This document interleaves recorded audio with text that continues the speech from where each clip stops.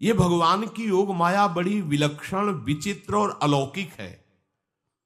आपका जैसा भी भाव वैसे आपको भगवान दिखाई दे रहे, पक्का मानिए। आप स्त्री भाव से देख रहे हैं तो भगवान आपको स्त्री रूप में आपके पास है, पुत्र भाव से पुत्र रूप में। आप जान नहीं पा रहे, वही है, दूसरा नहीं है। हजारों बार बता चुके हैं कि ना मानने और ना जानने पर भी आपके हृदय में सत्ता उन्हीं की है। जिस दिन वो भगवान अंतर ध्यान हो जाते, प्यारे पुत्र, प्यारी पत्नी, प्यारे सुहृद मित्र आदि को आप चिता में जला देते हैं, तो था ना आपके हृदय में आदर, पर आप अनजाने से भी भगवान का ही आदर करते हो। अगर जान करके आदर कर लो तो तुम मुक्त हो जाओ इस दुख से, इस प्रपंच से। श्री भगवान कहते हैं कि मेरे अज अविनाशी स्वरूप को ये मूढ़ लोग नहीं जानते हैं। केवल वही जान सकता है जो मेरा आश्रय लेकर के मेरे को पुकारता रहता। भजन का मतलब तब पुकारना, भगवत चिंतन करना। वेदाहम शमतीतानि वर्तमानानि चार्जुन भविष्याणि च भूतानि माम तु वेद न कश्चन। हे अर्जुन, जो प्राणी भूतकाल में हो चुके हैं तथा जो वर्तमान में है और जो भविष्य में है, उन सब प्राणियों को मैं जान रहा हूं। जैसे आंवला ऐसे रख लो तो चारों तरफ से देख सकते हो, ऐसे भगवान अनंत ब्रह्मांडों को, जीवों को एक साथ देख रहे हैं। यही भगवान की भगवत्ता है, एक साथ देख रहे हैं। कोई भी जीव ऐसा नहीं है जिसको भगवान का दुलार नहीं मिल रहा हो। कहीं भी हो, अनंत ब्रह्मांड सबके लिए जो आवश्यक हो भेज रहे। कोई भूखा नहीं रह सकता।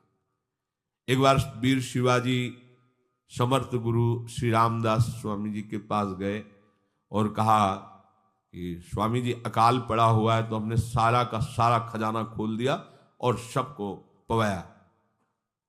तो गुरु बड़े कृपा सिंधु थे, उन्होंने देखा कि इनके हृदय में एक गर्व का अंकुरण हो रहा है कि मैं भरण पोषण किया सबका अकाल में। तो उन्होंने कहा कि शिवू, यह थोड़ा उठाओ, आओ चलो हमारे साथ। एक बड़ा पत्थर का, इसे तोड़ो। महाराज जी तोड़ा, हटाया तो नीचे मिट्टी में दबा हुआ स्वस्थ में ढके कैसा, बिल्कुल। बोले इसको किसने दिया? देखो ना कितना स्वस्थ है, पुष्ट है। इसको कौन आहार दे रहा है? इसको कौन प्राण पोषण कर रहा है? बोले भगवान। तो बोले तुम कैसे दाता बन गए? संपत्ति तो सब भगवान की है, भगवान ही सबका। ये अहम मत करो कि तुम पोषण करते हो, नहीं। छोटी सी वृत्ति को भी गुरुदेव बर्दाश्त नहीं करते।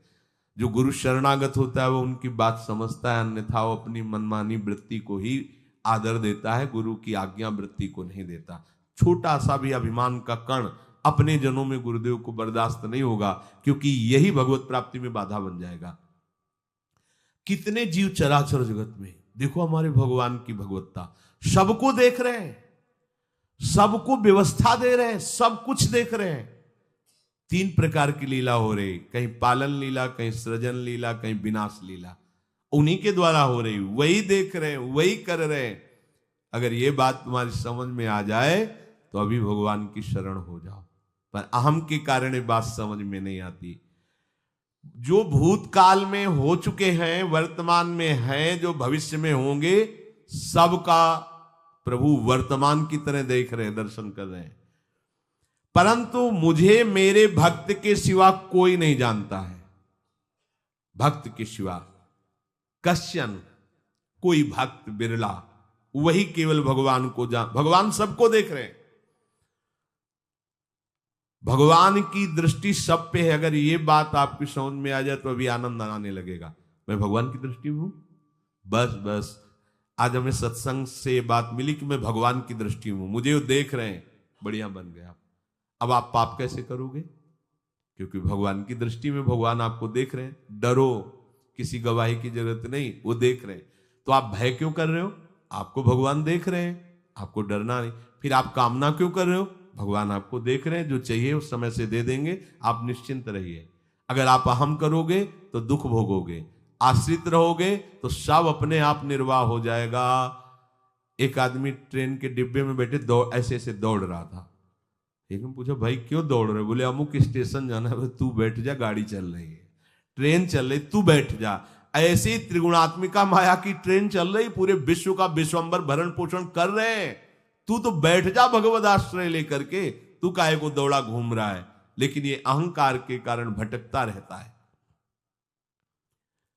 भूत, वर्तमान और भविष्य काल, ये 3 विशेषण देकर भगवान कह रहे हैं कि मैं सबको देखता रहता हूं, जो हो गए, जो हैं, जो होंगे।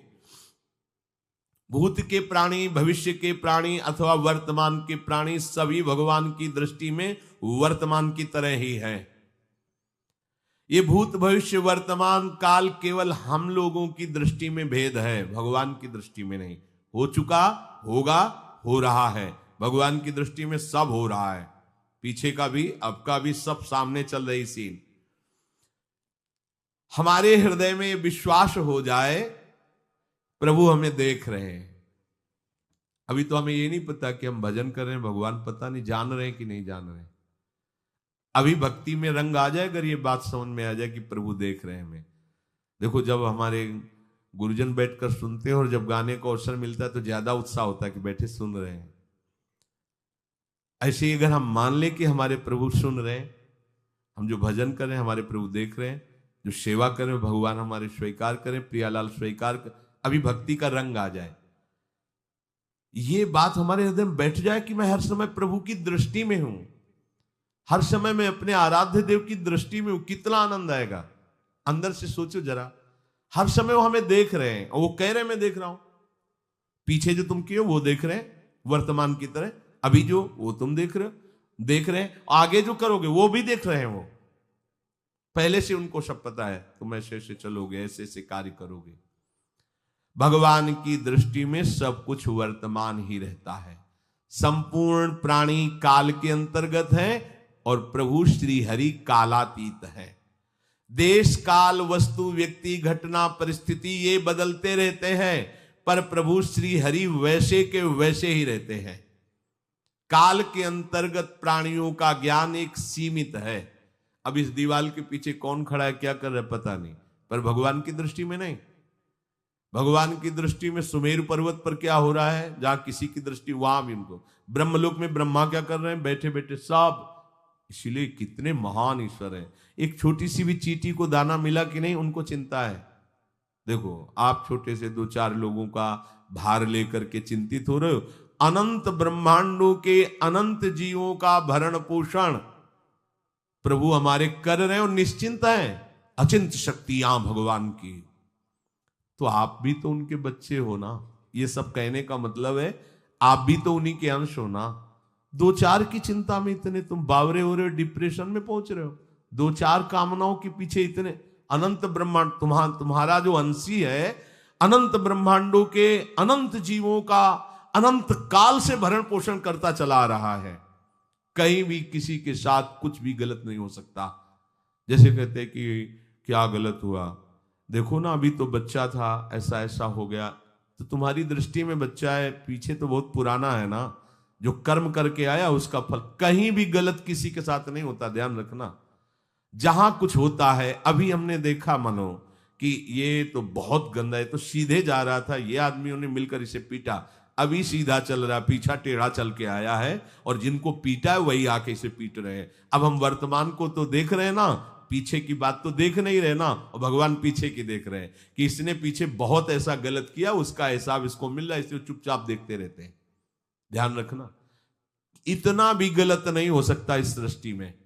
वो कैसे गलत नहीं हो रहा, अभी तो नवयुवक था, उसने कुछ ऐसा किया ही नहीं, अभी तो नई अवस्था थी, अभी तुम्हें दिखाई दे रहा है 15 वर्ष का है, लेकिन भगवान देख रहे हैं मेरा पुरातन अंश है, किस जन्म से क्या क्या करते चला आ रहा है। ये ज्ञान हो जाएगा तो किसी भी बात में आपको दुख नहीं पहुंचेगा, विक्षेप नहीं पहुंचेगा। नहीं, बड़े बड़े विक्षिप्त हो जाते। एक गौतमी नाम की महान तपस्विनी थी, महाभारत में कथा आती है, उसका एक ही पुत्र था और उसको सांप ने काट लिया। तो वहां की कुल भील उठा के लाए और कहा है देवी मां, ये देखो सांप ने तुम्हारे बेटे को काट लिया। तो उनका इतनी सामर्थ्य सांप की कैसे हो गई कि मेरे बेटे को काट लिया और मेरे से भय नहीं माना। आकर्षण वृत्ति जीव ही की सांप सामने आ गया, तूने क्यों काटा, मैं तुम्हें भस्म कर दूंगी। तो आपने कहा पहले हमारी प्रार्थना सुन लो। मेरे सर पर मृत्यु ने आकर के अपना शासन जमा लिया और कटवा दिया, मेरा कोई दोष नहीं। मृत्यु का आकर्षण किया, महान तपस्विनी भगवान व्यास देव जी ने ये लीला कथा गाई है। मृत्यु का आकर्षण किया, साक्षात मृत्यु सामने आ गई, थर थर कांपने लगी। गौतमी जी ने कहा मैं अपने तपस्या के बल से तुम्हें भस्म कर दूंगी। हमारे ऐसे निष्पाप बालक को तुमने सांप के द्वारा प्रेरित करके कटवाया। बोले मेरे ऊपर काल का शासन है, काल ने मुझे प्रेरित किया, मैंने सांप को प्रेरित किया, मेरा कोई दोष नहीं, ये काल का शासन। काल का आवाहन किया, काल उपस्थित हुआ। काल ने कहा कि मेरा इसमें कोई दोष नहीं, इस बालक के पूर्व जन्म के कर्म के द्वारा मैं प्रेरित हूं। इस बालक के कर्म से प्रेरित होकर मैंने मृत्यु को प्रेरणा की, मृत्यु ने सांप को प्रेरणा की और इसने डस लिया। अब आप बताओ किसका दोष है? शांत हो गई, क्योंकि इस बालक के ही तो कौन काहू के सुख दुख कर दाता, निज कृत कर्म भोग सुन भ्राता। कोई किसी के सुख दुख का हेतु नहीं है, अपने कर्म ही है जो हमको दुख सुख देते हैं। और ये भगवान देख रहे हैं। कोई जैसे आपको अभी मनुष्य शरीर मिला, स्वतंत्रता है, अब आप जो पापाचरण चाहो छूट है कर सकते हो, या जो पुण्य कर्म चाहो कर सकते, या भजन करना चाहो कर सकते हो। ये स्वतंत्रता केवल मनुष्य शरीर को दी गई है। आपको जो पूर्व भोग मिल रहे हैं वो आपके पीछे के कर्मों के हैं। तो जो ज्ञानी जन होते हैं, विवेकी जन होते हैं, आए हुए प्रारब्ध को भोग लेते हैं, नया कोई पाप नहीं करते, निरंतर भजन करते रहते, भगवान की कृपा से मुक्त हो जाते। अगर भगवान की शरण में नहीं होगे, भजन नहीं करोगे, तो आपके ऊपर बहुत से ऋण है, दुर्गति हो जाएगी। ऐसा नहीं है। आप यहां भी तो देखो ना, आपके मकान, आपका व्यापार, सब कुछ आपका कहा जाता है, लेकिन सब कुछ सरकार का है। हर चीज का टैक्स देना पड़ेगा तुम्हें। पानी का भी टैक्स देना पड़ेगा, मकान का भी टैक्स देना पड़ेगा, और तुम भी जो करोगे वो पैसा दो सरकार को। टैक्स तुम ऐसे फ्री थोड़ी जा नहीं होता, देना पड़ता है ना। आप मान लो नौकरी कर रहे हो कि हवाई नौकरी करे, तो उसमें सरकारी टैक्स कटेगा आपका, क्योंकि आप सरकारी आदमी हो, भारत देश के वासी हो। ऐसे ही ये टैक्स लगे हुए हैं सरकारी भी, मातृ ऋण, पितृ ऋण, ऋषि ऋण, ये टैक्स है। ऐसा नहीं कि तुम कमाओ खाओ और इसके बाद मर के जाओ स्वर्ग मिलेगा। टैक्स चुकाओ। ये मनुष्य शरीर मिला, इन ऋणों से मुक्त हो। अगर नहीं हुए तो भी तुम्हें दुर्गति होगी। आप देखो, जब कभी ऐसी सूचना मिलती कि अमुक आदमी का अमुक धन पकड़ा गया, तो इनाम दिया जाता है क्या कि इतना कमा लिया? सजा दी जाती है। तुमने टैक्स की चोरी की, अगर चोरी नहीं की, मेहनत से कमाया या व्यापार से कमाया, दिया नहीं सरकार को, हाँ दिया नहीं, इसीलिए तुम्हें टैक्स की चोरी का दंड मिलेगा, सारा धन अपहृत हो जाएगा, तुम्हारी निंदा होगी, तुम्हें सजा मिलेगी। बोलो मिलती है नहीं? ऐसे ही ये लड़का, बच्चा, पत्नी, पुत्र, परिवार जो भी है, ये सब श्री भगवान का तुम्हें टैक्स देना है। क्या टैक्स देना है? भगवान की शरण होकर उनका सुमिरन करो, सारे ऋणों से वो मुक्त कर देंगे। एकादश स्कंद में कहा है, मेरा भजन करने वाले का कोई ऋण नहीं रह जाता। और नहीं तो महाभारत में ही प्रसंग आता है, एक जरत्कारु नाम के ब्रह्म ऋषि थे। ऋषि और भक्त में बड़ा अंतर होता है। वो तपस्या प्रधान, जैसे दुर्वासा ऋषि तपस्या प्रधान थे, वो बाल ब्रह्मचारी और तपस्या से युक्त एक दिन भ्रमण कर रहे थे, तो आवाज आई, मेरी रक्षा करो, मेरी रक्षा करो। तो उस आवाज की तरफ बढ़े तो देखा कुएं में उल्टा लटके हुए हैं बहुत से ऋषि, और एक केवल तंतु है, एक केवल तंतु है जिसमें दो चूहे लगे हुए, उसको भी काट रहे हैं, एक काला और एक श्वेत। तो उन्होंने देखा और दयालु हो गए कि ऋषियों, मैं तुम्हारी कैसे रक्षा कर सकता हूं? तो उन्होंने कहा कि ये जो दो चूहे हैं रात और दिन है, और जो हम लोग हैं ये तुम्हारे पितर हैं। ये चूहे तुम्हारी आयु को काट रहे हैं, एक तंतु हमारे कुल में केवल तुम ही हो, और तुमने तपस्या की ठान ली, ब्याह किया नहीं, गृहस्थ धर्म में गए नहीं, पुत्र हुआ नहीं, तो तपस्या में, भक्ति में एक दम है कि सब ऋणों से मुक्त कर देगी। ये बात ध्यान रखना। तपस्वी अलग है, भक्त अलग। इसलिए पीछे चर्चा आई थी कि तपस्वियों से भी अधिक, ज्ञानियों से भी अधिक, कर्मकांडियों से भी अधिक वो मेरा भक्त योगी होता है। तुमने तो ब्याह किया नहीं, तो अब ये तंतु रात दिन तुम्हारे जीवन को काट रहे हैं, जहां तुम खत्म हुए हम सब नरक में गिर जाएंगे। पितरों ने कहा तुम पितर ऋण से युक्त हो, मुक्त तभी होगे जब ऐसा करो। वो दृश्य खत्म, अंतर ध्यान हो गया। वो बड़े दुखी हुए कि क्या करें। तो उन्होंने मन में निश्चय किया कि अब ब्याह तो करूंगा पितरों के उद्धार के लिए। इतने बड़े तपस्वी हैं जरत्कारु जी, बड़ी महिमा है, लेकिन बात यहां फंस गई, पितृ। उन्होंने मन में निश्चय किया कि कोई आके अपनी कन्या दे दे और उसका भी नाम जरत्कारु हो। मैं बिल्कुल भरण पोषण नहीं करूंगा और कभी हमसे कोई प्रश्न ना करे। ऐसी अगर कोई कन्या देगा तो मैं स्वीकार कर लूंगा। अब ऐसे ना नगर जाना है ना किसी से बात करनी, तो वृक्षों से कहते अपने पितरों के उद्धार के लिए मैं चाहता हूं कि कोई पाणी ग्रहण संस्कार करा दे, कोई हमारे नाम की कन्या को दे दे, और ऐसा ऐसा व्रत है। ऐसा ही बोल रहे थे कि वासुकी नाग उपस्थित हो गए और उनकी बहन का भी नाम जरत्कारु था। उन्होंने कहा सुनिए महाराज, मैं नागराज वासुकी हूं, सब देव रूप में, कोई ऐसे नहीं सांप वैसे बने, देव रूप, सुंदर कन्या जरत्कारु। बोले ये कन्या मैं आपको समर्पित करता हूं, हमारा सौभाग्य होगा आप जैसा महर्षि हमारी बहन का पति बने। इसका भी नाम जरत्कारु है और आपकी जो इच्छा है कि मैं भरण पोषण नहीं करूंगा तो मेरे पास संपूर्ण वैभव है, आप भी पधारिए, मैं आपका भी भरण पोषण करूंगा, अपनी बहन का भी। तीसरी बात, मेरी बहन इतनी शास्त्र सम्मत आराधना से युक्त है कि वो कभी आपसे प्रश्न ही नहीं करेगी, तो उनका स्वीकार है। प्रसन्न हुए, चले गए। काफी समय तक उनके महल में रहे। एक दिन जरत्कारु अपनी जरत्कारु पत्नी की गोद में सर रख कर ऐसे लेटे हुए थे, सो गए।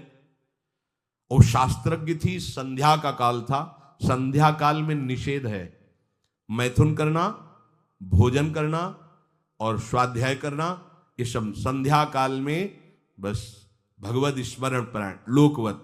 लेकिन हमारे यहाँ महारानी जी की संध्या आरती और संध्या भोग लगने के बाद ये इसीलिए वृंदावन धाम इसका कहीं भी ये वेदान्नपि संन्यस्त, वेदों से भी ऊपर उठी हुई रसमयी रसोपासना है। प्रियालाल की महल है। ये जगत सिद्धांत नहीं है, ये जगदीश का भी सिद्धांत नहीं है, ये प्रेम सिद्धांत है। वृंदावन नित्य विहार रस है।